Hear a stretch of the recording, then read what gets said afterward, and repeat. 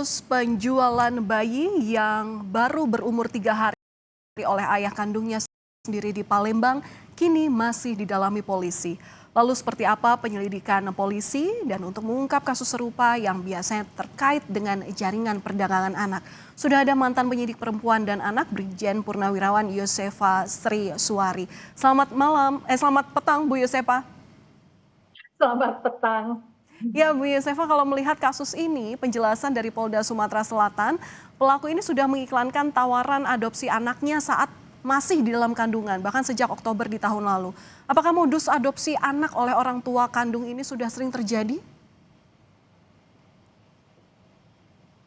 Baik Mbak, pertama-tama mari kita ucapkan memberi apresiasi khusus kepada teman-teman penyidik. Kasus ini terungkap karena penyidik proaktif. Artinya mereka tidak saja datang menunggu laporan, tetapi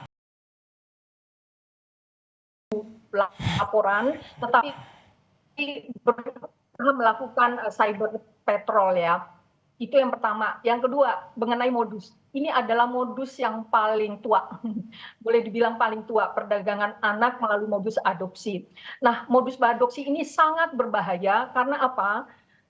Mengapa pemerintah mengatur adopsi itu secara prosesnya panjang, ada proses pemantauan. Karena memang anak ini kan tidak dalam posisi yang bisa menginformasikan, artinya melaporkan atau dicurigai oleh tetangga atau semacam kok ada indikasi tidak baik ya. Jadi agak sulit untuk dikenali secara dini modus kejahatan ini. Maka modus adopsi ini sangat lazim dilakukan memang dengan sistem ijon. Ijon itu artinya bayi diambil atau bayi dilakukan kontrak secara kesepakatan pada saat bayi belum lahir.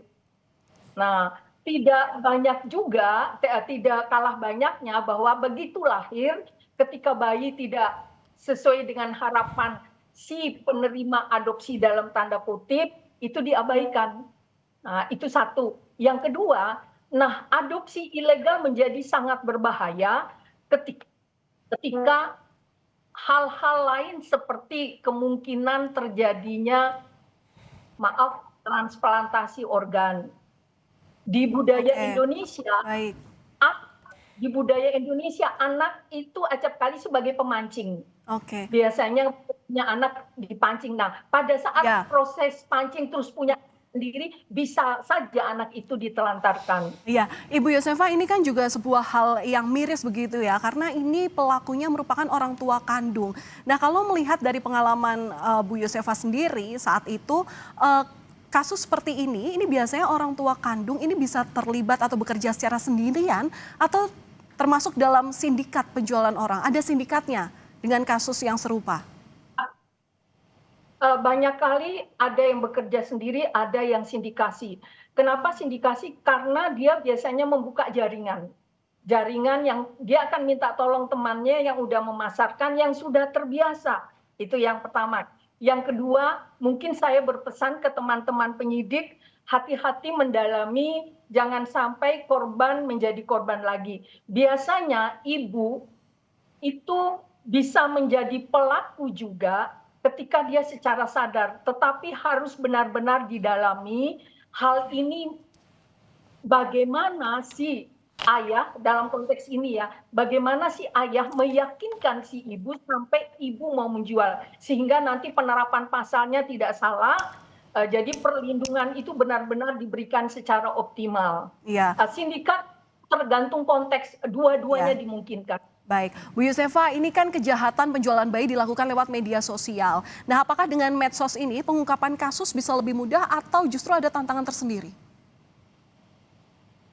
Hemat saya lebih mudah.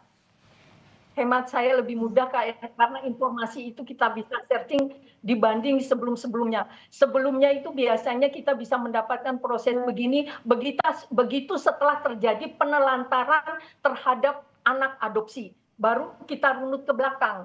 Tapi kalau melalui media sosial kita rajin melakukan operasi atau cyber patrol, maka ini jauh lebih mudah. Baik, terima kasih sudah berbagi pandangan Anda kepada kami di Kompas Petang, Ibu Brigjen Purnawirawan Yosefa Sriswari, selaku mantan penyidik perempuan dan anak. Terima kasih atas informasi.